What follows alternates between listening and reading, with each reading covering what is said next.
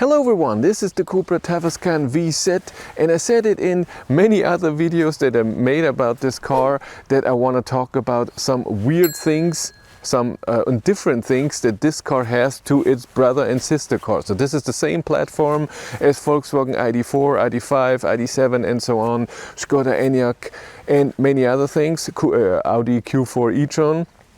And this is the new hardware that you get with since ID software 4.0. This has even 5.0 on it. But there are just so many things that are different and weird. A few things are good. But today is time to show you, and a few things I just don't get. If you need an overview for the monthly cost of your EV, if you want to know all of your trips, how far did you go, what was your average consumption, all of your charging sessions, how many kilowatt hours did you charge, what is your ratio between AC and DC charging, and you don't want to write all of this down yourself, then Tronity is exactly what you need. Tronity connects to your car, a lot of brands are supported, and it records all of this data in the background, and in the app or in a browser you can see all of this data. There's also a 100% tax-compliant driver's logbook. My viewers get 25% off if they use the link in the description below. Number one is the trunk opening. I have a button here. I can do the gesture, and when I have the key in here, it opens itself. This is awesome. And then of course there's a button on the key. That seems fine, huh? But for whatever reason there is no button to open the trunk from inside the car. Why?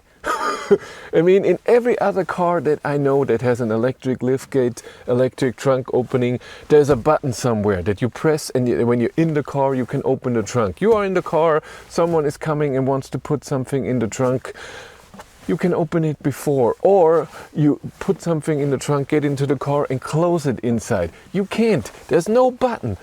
I don't get it. In every other MEB platform car that has electric seats, you have the set button, then 1 and 2 for the position, and then massage. In here it's just 3. And that's not bad, so it doesn't have massage function, it's fine. But that it has then 3 memory things. Just interesting. The seats, I don't know if you can see that, but they're longer than the normal seats in other MEB platform cars. Usually the seat goes to here, and then you have an extra thing that you can stretch out if you need that. In here they're automatically very long, and I noticed that even with me that they're almost at the knee, and if you're shorter this is digging into your knee and it's a bit uncomfortable to drive. I don't know why those seats are so long. The light control. This is the same as in other cars from this platform, but usually with the light you also have to defrost the rear and defrost the front. This doesn't exist here, it's in the infotainment system. It's here beside the climate. I have max for the front and the rear heater. It's nice that you have a lot of buttons on the steering wheel, here for the cruise control and assist systems, and here for the view of your cockpit or your head-up display, and this is done really well. And back in the day ID cars didn't have the steering wheel heater button on the steering wheel, and only Skoda Enyaq has that. And since the update of the hardware with ID software 4.0 and beyond, the steering wheel heater button is now on the steering wheel as well. But here in the Cupra Tavascan it's not on the steering wheel. You still have to go into climate and turn on the steering wheel heater in here. Of course you can have a favorite up here, but still it's not on the steering wheel as any other car with the new hardware. If we are at the button, something that is weird, in Volkswagen cars you have a plus-minus button that does with a light press 1 km/h change of your cruise control, and with a strong press 10, and you can swipe as well. In here the buttons only do 1 km/h. If you want 10 you have to swipe. The strong press doesn't exist. It's not bad, it's just different. Let's stay with the climate. In every car MEB platform that I have ever seen from the start of September 2020, when I go with climate into settings, I have at start of the car, when it's cold, I can turn on the steering wheel heater at a special setting and the seat heater at a special setting. So it's cold outside, I get into the car, seat heater should automatically be on 3 for example, and steering wheel heater on 1. That's an example. In here I have the steering wheel heater, but not the seat heater. It's not here. I don't know why. What you get is in seats, you have an automatic function for the seat heating. So hopefully this does it, but if you don't want it during the drive, if you only want it at the start, you can't do it. This thing here in the middle. Yes, it's a design choice, I get it, but it's totally in the way. It's like a glorified thing to have your hazard button, but it's so hard to get to your phone. To plug something in the USB-C to charge your phone is almost impossible. It's totally in the way. It makes the car feel less spacious. I don't get it. This has no function. What is this? And then the tiny cup holders. Those two cup holders are tiny and they share space in the middle. No bottle can fit here, only tiny little really coffee cups.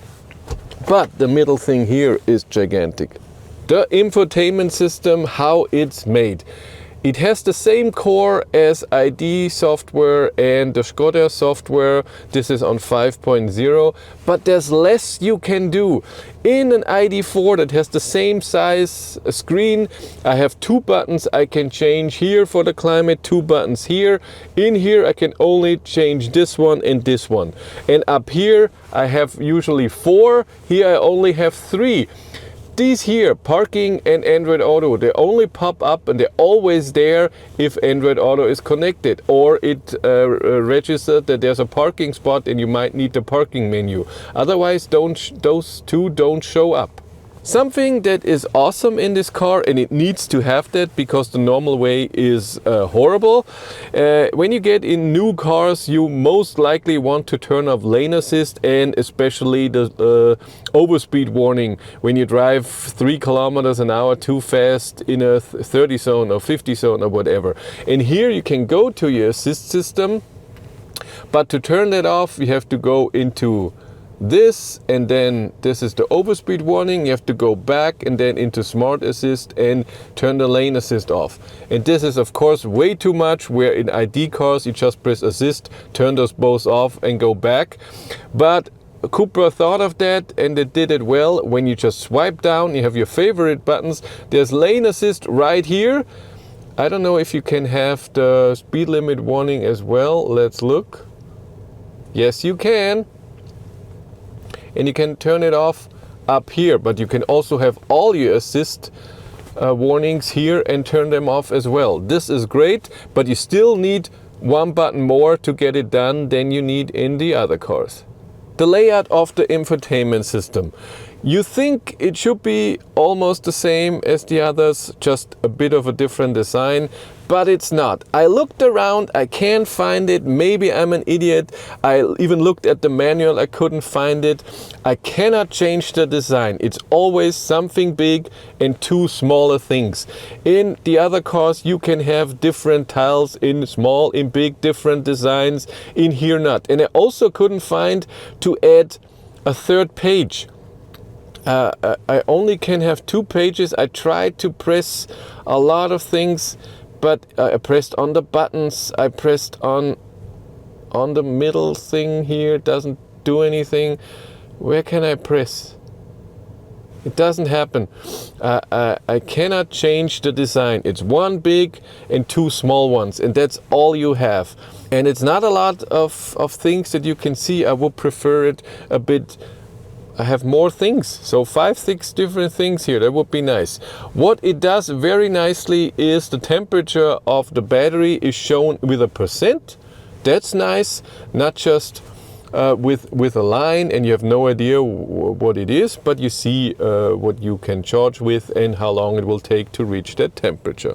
And another weird thing, when you have your driving data big, you cannot see your instant consumption. For this, you have to go inside your driving data and then you see it here, but you cannot see it in the gigantic screen. I don't know why. I found another weird thing. In the optimize your battery temperature, it tells me the power that I can charge DC right now, but it doesn't tell me the power when I preheat. That's in ID models in the Skoda Enyaq, it says it. So really a lot of things that are so different in this car and a few things that are just weird. Don't you think so? I mean, not having a trunk opening button in the car, and there's space. There's no reason for it. I don't know. I don't get it. And some things are really good, they're cool, appreciate it, and some things are just weird. Okay. If you want to follow me on Instagram, BatteryLife1, and if you want to support the channel, there's a Patreon link in the description below. And here on YouTube, there's also channel membership. And if you want to know what's happening behind the scenes, I have a third YouTube channel, Behind the Battery. But that's it for me. Thank you very much for watching. Have a great day and take care. Bye.